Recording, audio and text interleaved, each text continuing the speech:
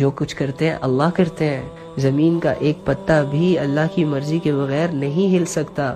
ایک پتا جب درخت سے ٹوٹتا ہے وہ کتنی سلوٹیں اور کتنی کروٹیں بدل بدل کر زمین کی تہہ کو لگتا ہے، اللہ کو وہ بھی معلوم ہے. پہاڑ کے اندر پتھر ہے اور اس پتھر کے اندر چھوٹی سی مخلوق ہے، اللہ تعالیٰ اس کو بھی رزق دیتے ہیں. سمندر ہے، سمندر کی گہرائیوں میں جہاں پر سورج کی کرنیں جانا بند ہو جاتی ہے، اس ان ڈیپتھ میں بھی اللہ تعالیٰ کی مخلوق ہے اور اللہ تعالیٰ اسے دیکھ رہے ہیں، اس سے واقف ہے اور اللہ ان کو کھلاتے ہیں پلاتے ہیں. اللہ تو ایسی ذات ہے بھائی.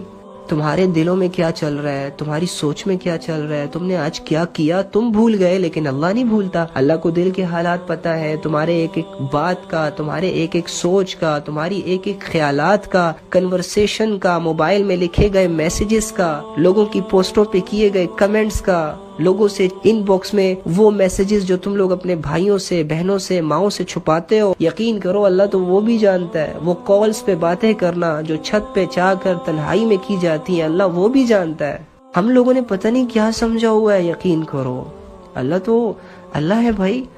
تو اللہ ہی کی مرضی سے سب کچھ ہوگا، لیکن اس کا یہ مطلب تو نہیں ہے کہ ہم گناہ کر رہے ہیں تو وہ بھی اللہ کی مرضی سے کر رہے ہیں. اللہ نے ہمیں اختیار دیا ہے، راستے بتائے، حق بتایا، شیطان کا تعارف کروایا، جنت کا تعارف کروایا، جہنم کا تعارف کروایا، اختیار ہمیں دے دیا. کیا کیا؟ اختیار ہمیں دے دیا کہ میرے بندے تو دنیا کی زندگی میں دو راستوں کو فیس کرے گا.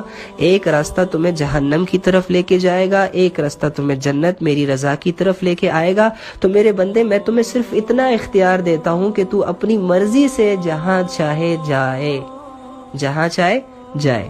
بس اب یہ اختیار ہوتا ہے، یہ وہ فیصلہ ہوتا ہے جو ہمیں روزمرہ کی زندگی میں ہر کام کو کرتے ہوئے کرنا ہوتا ہے.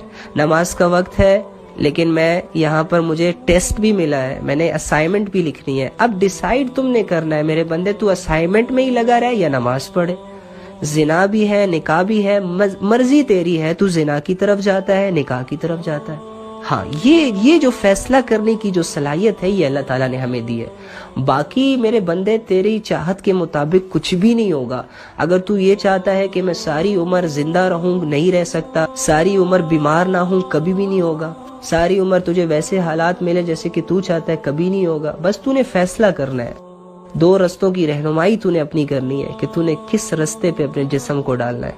اور ہاں، نیک رستے میں میں تیرا ساتھی ہوں، برے رستے میں شیطان تمہارا ساتھی ہے جو تمہارا کھلا دشمن ہے.